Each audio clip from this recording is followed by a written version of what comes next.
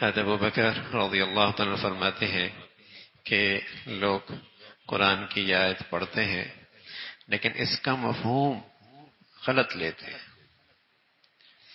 اور اس سے وہ ایک غلط فہمی کا شکار ہو جاتے ہیں۔ وہ آیت یہ ہے، یا ایھا الذین آمنوا علیکم انفسکم لا یضرکم من ضل اذا اہتدیتم، اے ایمان والو تم اپنی فکر کرو، اور اگر کوئی شخص گمراہ ہے تو اس گمراہی کا تم پہ کوئی اثر نہیں ہوگا اگر تم ہدایت پہ ہو۔ تو عام طور پہ لوگ اس کا مطلب یہ لیتے ہیں کہ اگر میں اپنی ذات سے دیندار ہوں تو بس میری دینداری کے لیے اور میری نجات کے لیے اور میری دنیا کی کامیابی اور آخرت کی فلاح کے لیے اتنا کافی ہے کہ میں دیندار ہوں۔ اس آیت سے عام طور پہ لوگ یہ مطلب لیتے ہیں۔ حضرت ابوبکر رضی اللہ تعالیٰ فرمانے لگے، اللہ کے نبی کے خاص الخاص شاگرد تھے اور آپ کی مجلس کے خاص الخاص طالب علم تھے، اور اس امت کے سب سے بڑے آدمی ہیں، اتنے بڑے آدمی ہیں کہ حضور علیہ الصلوۃ والسلام فرمایا کرتے تھے، لو وزن ایمان و ابی بکر مع سائر امہ لرجح ایمان و ابی بکر، ایک ترازو میں اکیلے صدیق کا ایمان رکھ دیا جائے اور ساری امت کا دوسرے ترازو میں ایمان رکھ دیا جائے تو صدیق کا ایمان سب پہ بھاری ہو جائے گا۔ اس امت کے اتنے بڑے آدمی ہیں۔ تو وہ فرمانے لگے کہ لوگ اس آیت کا مطلب غلط لیتے ہیں اور پھر غلط فہمی کا شکار ہو جاتے ہیں، اور وہ یہ سمجھتے ہیں کہ میری شرافت کے لیے اور میری دینداری کے لیے اتنا کافی ہے کہ میں اپنی ذات میں اچھا ہوں، میں اپنی ذات میں نیک ہوں، میں اپنی ذات میں اللہ کا فرما بردار ہوں، بس مجھے کیا دائیں بائیں کی فکر۔ حضرت فرمانے لگے میں نے رسول اللہ صلی اللہ علیہ وسلم سے سنا ہے، حضرت فرمانے لگے حضرت ابو بکر رضی اللہ تعالیٰ عنہ فرمانے لگے میں نے اللہ کے نبی صلی اللہ علیہ وسلم سے سنا ہے، جب تم کسی اللہ کے نافرمان کے دیکھو تو اس کا ہاتھ پکڑو، اور ایک روایت میں ہے جب تم اللہ کی نافرمانی دیکھو تو اسے روکو، اگر تم نے اسے نہ روکا تو پھر آنے والی مصیبت اور آنے والی آفت اور آنے والی نحوست صرف اس گناہگار پر نہیں ہوگی، اس گناہگار پر بھی ہوگی جو طاقت رکھتا تھا روکنے کی اور پھر نہیں روکی، چاہے وہ تہجد گزار ہو، چاہے وہ نمازی ہو، چاہے وہ حاجی ہو، چاہے وہ روزے دار ہو، لیکن روکنے کی طاقت رکھتا تھا اور نہیں روکا۔ اولاد نماز نہ پڑھے، بیٹی شرم و حیا کی چادر نہ کرے، گھر میں لقمہ حرام آ رہا ہے، میں تو تہجد گزار ہوں نا، نانا میاں تمہاری تہجد کام نہیں آئے گا۔ پھر دینداری اس حد تک نہیں ہے، اور دینداری کا تقاضا صرف یہ نہیں ہے کہ میں اپنی ذات سے دیندار بن جاؤں۔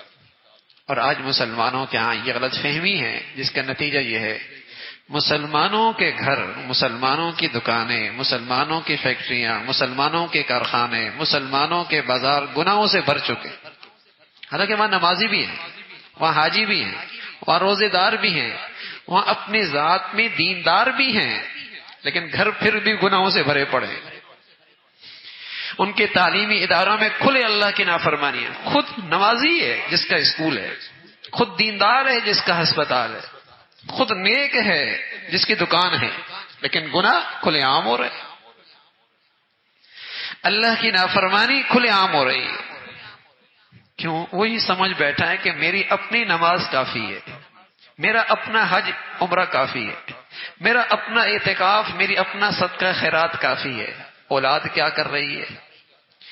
اس کے نظروں کے نیچے گناہ کتنے موٹے بھاری بھرکم ہو رہے ہیں، اس کے پیشانی پہ بل نہیں آتا، اس کے کان پہ جوں نہیں رنگتی، اسے کوئی پریشانی نہیں ہوتی۔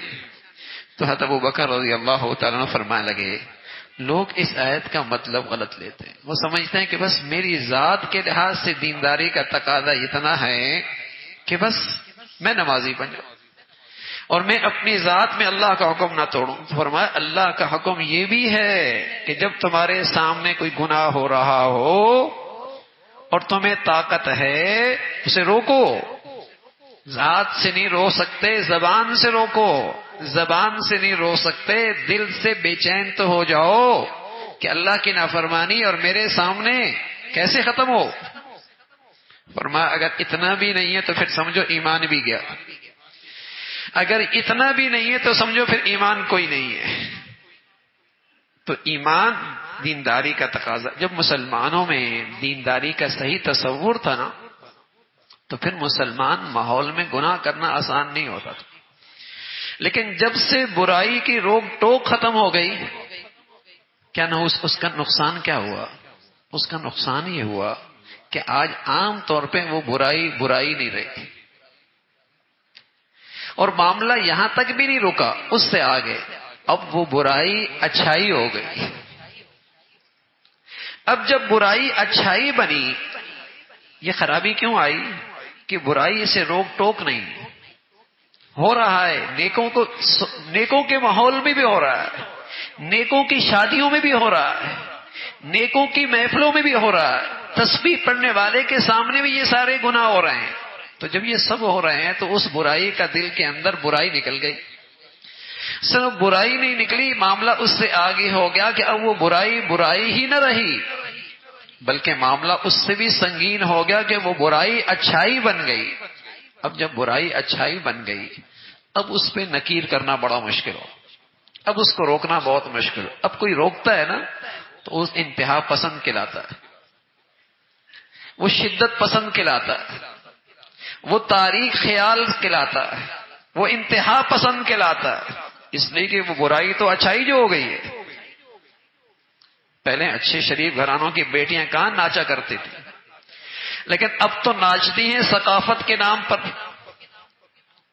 اب کوئی پرانے زمانے کا سوچ کا آدمی، اس کو بوڑھا آدمی گھر کا کوئی روک دے تو گھر والے سب اس پہ دوڑ پڑیں گے نا. بڑے میاں آپ کی عمر گزر چکی ہے، اب دنیا بہت بدل گئی ہے، زمانہ بہت روشن خیال ہو چکا ہے. اب یہ وقت کا تقاضا ہے کہ بیٹیاں بہنیں اسی انداز سے محفلوں میں ناچیں. تو اب وہ برائی نہ رہی، اچھائی بن گئی. آغاز کہاں سے ہوا کہ آج ہر آدمی نے دینداری یہ سمجھ لی کہ بس میں اپنی ذات سے دیندار ہوں. بیٹی کیا کر رہی ہے، بیٹا کیا کر رہا ہے، بیوی کیا کر رہی ہے، بھائی کیا کر رہا ہے، گھر کے اندر کیا ہو رہا ہے، دفتر دکان میں کیا ہو رہا ہے، اس کی آنکھوں کی نظروں میں، اس کی محفلوں میں کیا ہو رہا ہے، اسے کوئی پرواہ نہیں.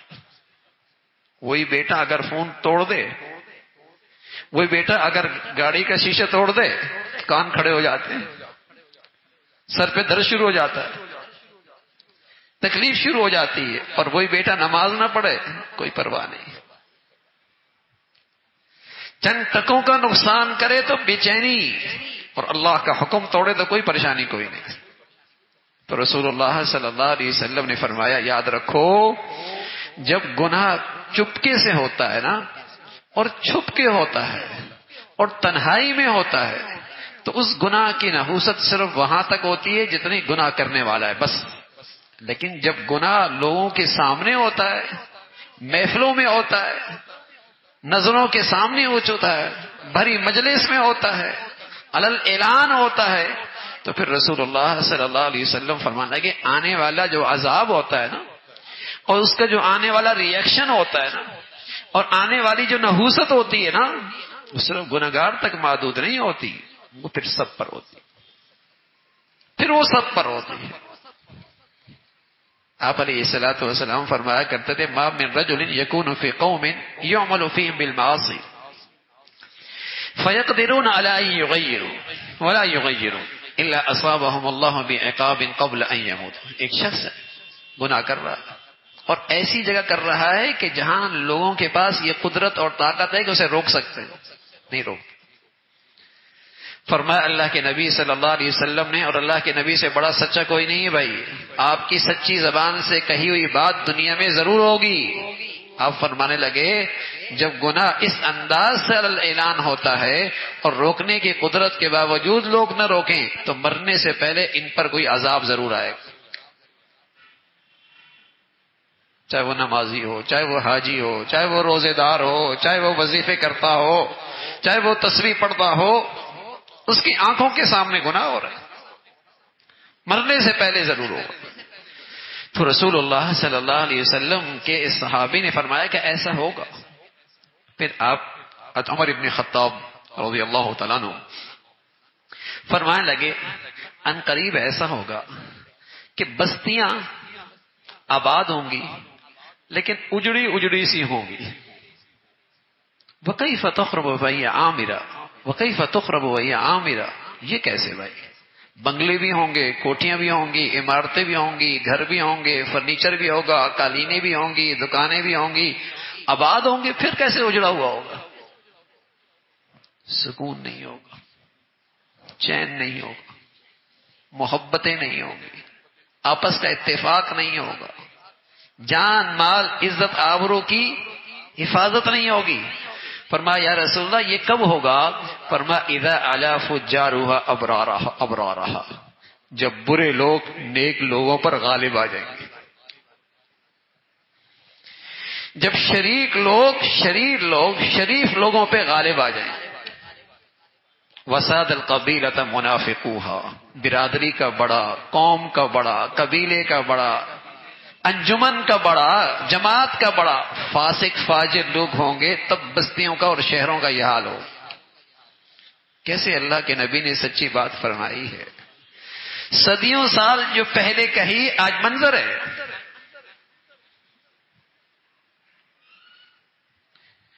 برے لوگ شریف لوگوں پر غالب آ جائیں گے،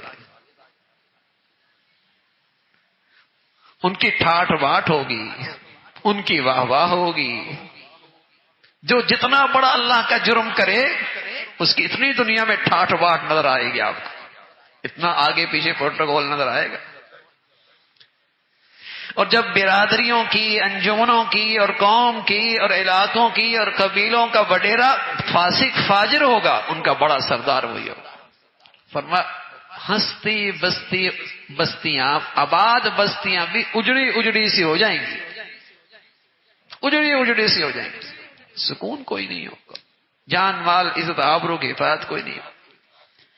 اور یہ سب نقصان ہوگا میرے عزیزو جب منکرات کی روک ٹوک ختم ہوگی، منکر کی اور گناہ کی برائی دل سے نکلے گی تو پھر برے، ظاہر ہے بروں کی عزت ہوگی، بروں کی بھی ٹھاٹ باٹ ہوگی نا بھائی.